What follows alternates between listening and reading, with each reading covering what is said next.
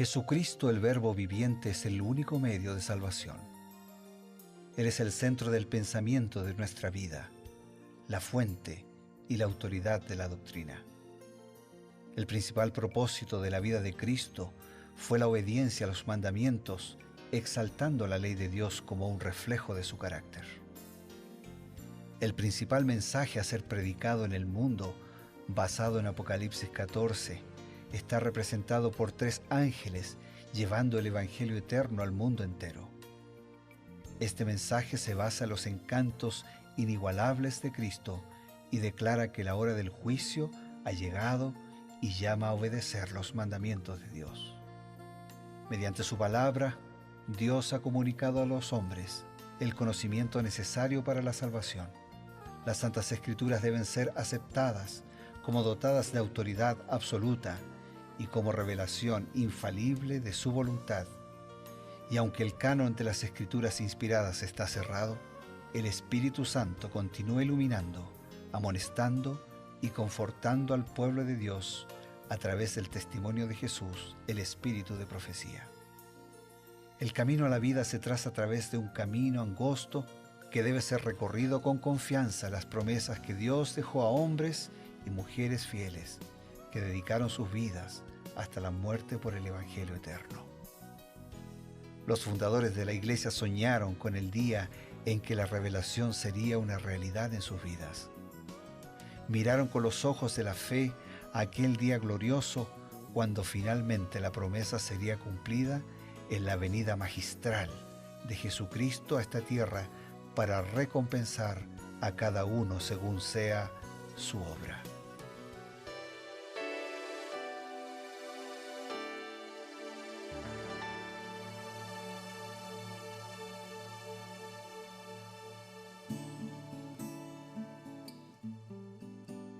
Los saludamos con alegría, apreciados amigos, ustedes que nos acompañan día a día en este programa Creed en sus profetas. Les decimos, es siempre un grato placer, un momento especial para nosotros compartir con ustedes los consejos inspirados de la palabra de Dios y amplificados por el Espíritu de profecía. Para esta tarea nos congregamos juntos con el pastor Bruno Razo. Hola Ever, ¿cómo estás? Muchas gracias por introducirnos en este desafío diario que nos convoca entre nosotros, que nos convoca con nuestros amigos, con nuestros hermanos y sobre todo una cita de honor con Dios y con el mensaje de su palabra. Hoy, Primera de Reyes, capítulo 14 y algunas lecciones escogidas y comentadas por Elena de White. Vamos a hacer un poquito de contexto. Primera de Reyes 14 trabaja, como muchos otros pasajes, sobre la historia precedente. Hacía algún tiempo el reinado de Salomón había terminado, le sucedió en el trono de Israel, por lo menos en el primer momento, todavía unificado, Roboam. Y Roboam tuvo la oportunidad, pero insistió en no apreciar, no valorar los consejos de los ancianos, aquellos que conocían mejor cómo había venido la historia. Y decide escuchar a un grupo de jovencitos y le dieron un mal consejo. Tú vas a demostrar tu poder imponiéndote por la fuerza y aumentando los impuestos. Esto generó una división final. Dios eligió a un hombre para... O sea, siempre los impuestos exagerados e injustos producen un rechazo. Y de hecho que eran injustos porque Salomón había comenzado aumentando los impuestos para levantar su ego y su orgullo. ¿No? Y bueno, Roboam quiso hacer lo mismo. Obviamente no hay mal que dure 100 años, ni cuerpo que aguante. Y eso había sucedido. Ahora, Jeroboam, que había recibido el encargo de Dios para gobernar sobre las 10 tribus del norte, comenzó bien, pero continuó mal, a tal punto que cometió uno de los pecados más aborrecibles delante de Dios. Hizo trastabillar, hizo caer al pueblo a través de la adoración idolátrica de estos 2 becerros en el territorio de Israel. Entonces Dios envía a un profeta, el profeta Ahías y le da una amonestación, una advertencia sumamente severa, ¿no? ¿Qué nos dice el espíritu de profecía al respecto de esta profecía contra Jeroboam? En el libro Profetas y Reyes, página 78, Elena de White hace este comentario.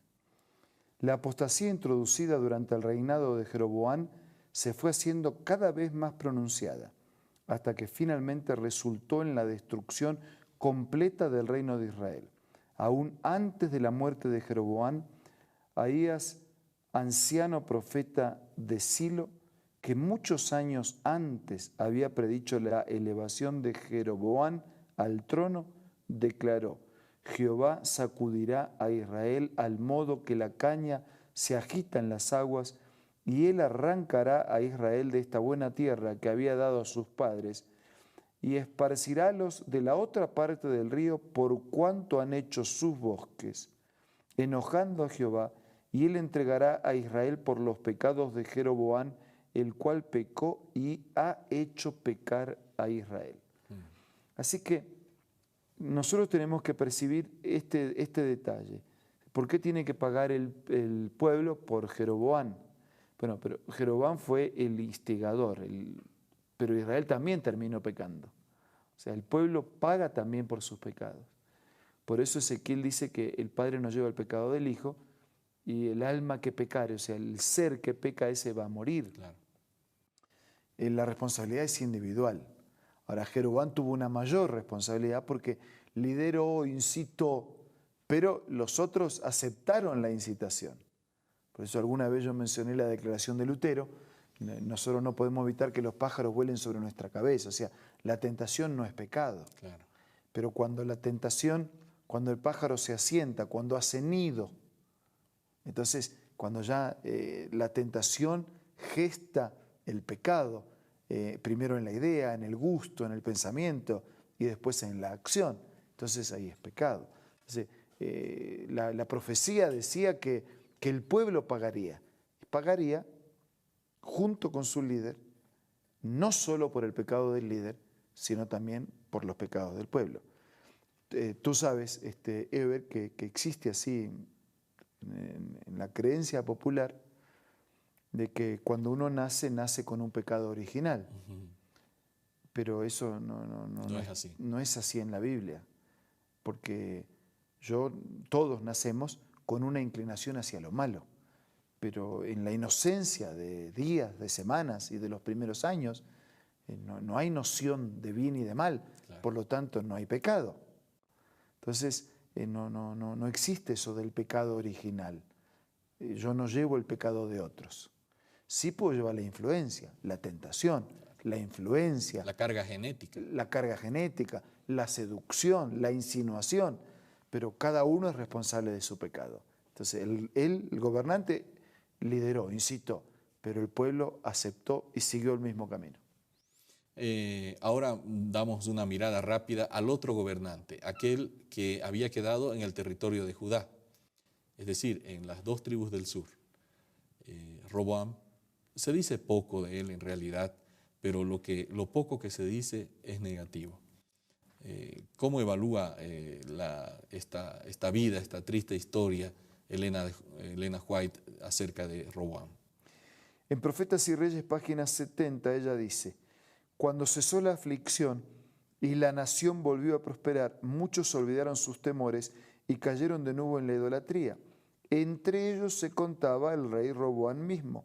Aunque humillado por la calamidad que había caído sobre él, no hizo de ella un punto de retorno decisivo en su vida. Olvidando la lección que Dios había procurado enseñarle, volvió a caer en los pecados que habían atraído castigo sobre la nación. Después de algunos años sin gloria, durante los cuales el rey hizo lo malo porque no apercibió su corazón para buscar a Jehová, durmió Roboam con sus padres y fue sepultado en la ciudad de David, y reinó en su lugar Abías su hijo. A Roboam le pasó lo que muchas veces le pasó al pueblo, ¿no? O sea, ellos fueron muy ciclotímicos. En la profundidad de la miseria clamaban, Claro. Se arrepentían, entre comillas, prometían, Dios los sacaba del pozo, los bendecía, los perdonaba. Claro. Los prosperaba, y cuando todo volvía a la normalidad, caían de nuevo en la tentación de pensar que era el logro personal. Y entonces eso es lo que le pasó. Dice que cuando la nación volvió a prosperar, se olvidaron de sus temores, se olvidaron de sus promesas, se olvidaron del rescate y otra vez cayeron en la idolatría.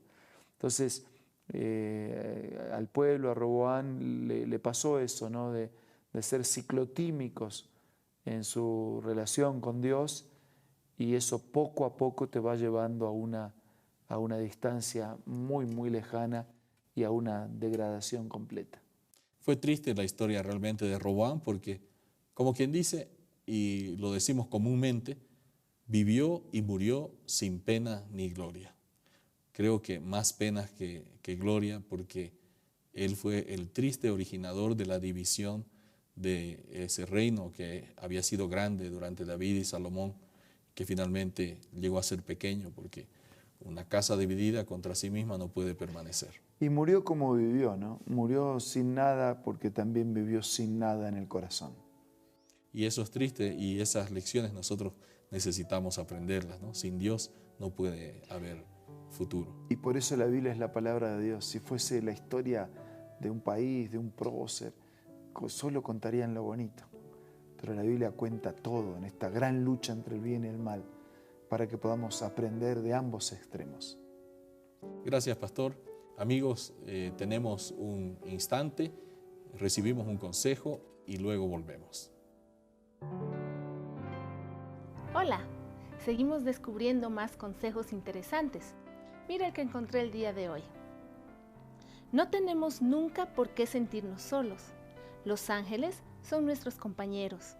El Consolador que Cristo prometió enviar en su nombre mora con nosotros. En el camino que conduce a la ciudad de Dios no hay dificultades que no puedan ver quienes en Él confían. No hay peligros de que no puedan verse libres. No hay tristeza ni dolor ni flaqueza humana para cual Él no haya preparado remedio. Linda cita, ¿verdad? Esta y muchas otras puedes encontrar en el libro Ministerio de Curación, escritas por Elena G. de White, una autora y escritora muy reconocida.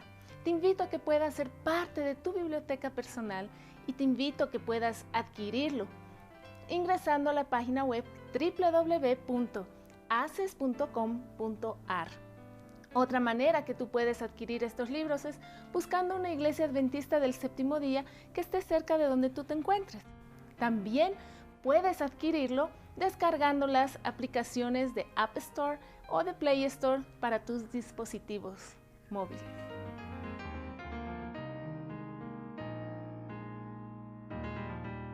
Bueno, estamos aquí para continuar su programa Creer en sus profetas con el momento justo para recibir una nueva invitación. Y estamos para reiterar un concepto que hemos compartido en alguna oportunidad. En Dios todo, sin Él nada. Por eso lo invitamos de corazón para que hoy, su vida de hoy y de todos los días, esté totalmente escondida y sometida a los planes y a la voluntad de Dios. Ahora vamos a orar. Señor, gracias porque contigo podemos tener y hacer todo. Y gracias porque también nos enseñas que solos somos nada. Por eso nos refugiamos, nos escondemos, nos sometemos a tu palabra, a tu voluntad, a tus designios. Bendícenos a todos y que nuestro día de hoy esté totalmente resguardado en tus promesas. Lo pedimos, lo agradecemos en el nombre de Jesús. Amén. Amén. Esto ha sido Creed en sus profetas, un capítulo nuevo, pero además consejos importantes para nuestra vida. El día de mañana tenemos la promesa y la seguridad, Dios mediante, de reencontrarnos.